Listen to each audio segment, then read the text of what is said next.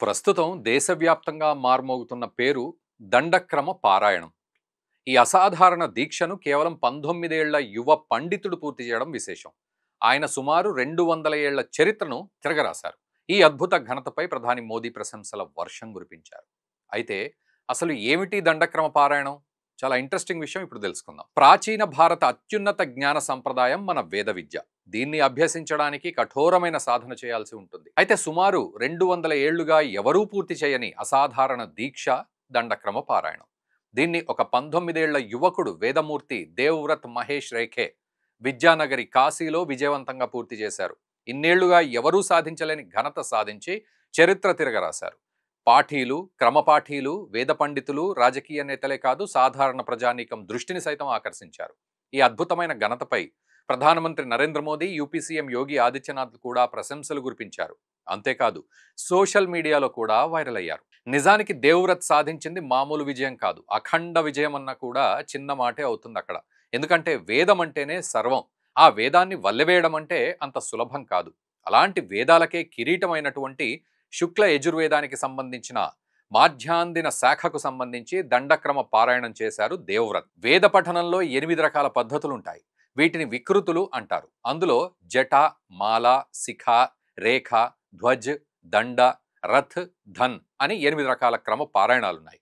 వాటిల్లో చాలా క్లిష్టమైనది, కఠినమైనది దండక్రమ పారాయణం. ఉదాహరణకు ఒక మంత్రంలో 5 శబ్దాలుంటే వాటిని అంకెల్లో చెబితే 1, 2, 3, 4, 5. దీన్ని 4 చరణాలుగా పారాయణ చేస్తారు.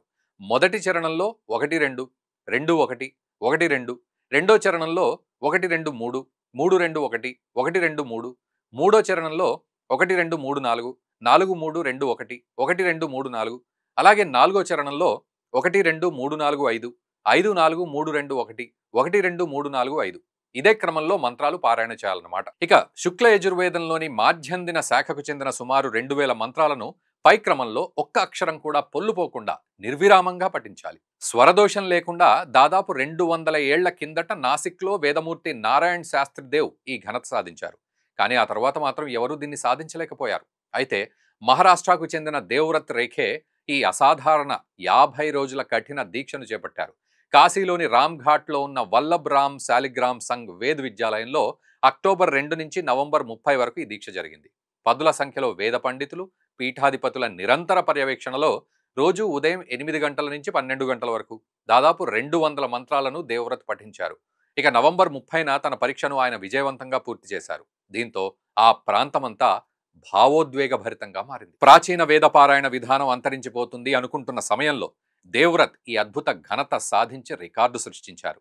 ఈ క్రమంలోనే అద్భుత ఘనత నేపథ్యంలో శారదాపీఠం, శ్రీ కాశీ విద్వత్ పరిషత్ వంటి అనేక సంస్థలు దేవ్వ్రత్పై పురస్కారాల వర్షం కురిపించాయి. అంతేకాదు దేవ్వ్రత్కు శృంగేరి శంకరాచార్య స్వామి విద్యాశంకర భారతి బంగారు కంకణం, ₹1,00,000 నగదు బహుమతి అందించారు. ఈ సందర్భంలోనే ప్రధాని మోదీ ఎక్స్ వేదికగా స్పందించారు. కాశీ ఎంపీగా పవిత్ర నగరంలో ఈ అద్భుతం జరగడం తనకెంతో సంతోషంగా ఉందన్నారు. దేవ్వ్రత్ సాధించిన ఈ ఘనతను రాబోయే తరాలు గుర్తుంచుకుంటాయన్నారు. అలాగే కాశీ తమిళ సంగమం వేదికగా సీఎం యోగి ఆదిత్యనాథ్, కేంద్ర మంత్రి ధర్మేంద్ర ప్రధాన్ ఆయన్ను ఘనంగా సత్కరించారు. ఏది ఏమైనా సనాతన వేద సంప్రదాయానికి యువ వేద యోధుడు పునర్వైభవాన్ని తీసుకొచ్చారనే చెప్పాలి. ఈ క్రమంలోనే దేవ్వ్రత్ ఘనతను యావత్ దేశమంతా కీర్తిస్తోంది. మరి ఈ అంశంపై మీరేమంటారో కామెంట్ చేయండి. ఇలాంటి మరిన్ని అప్డేట్స్ కోసం మా ఛానల్ని సబ్స్క్రైబ్ చేయండి.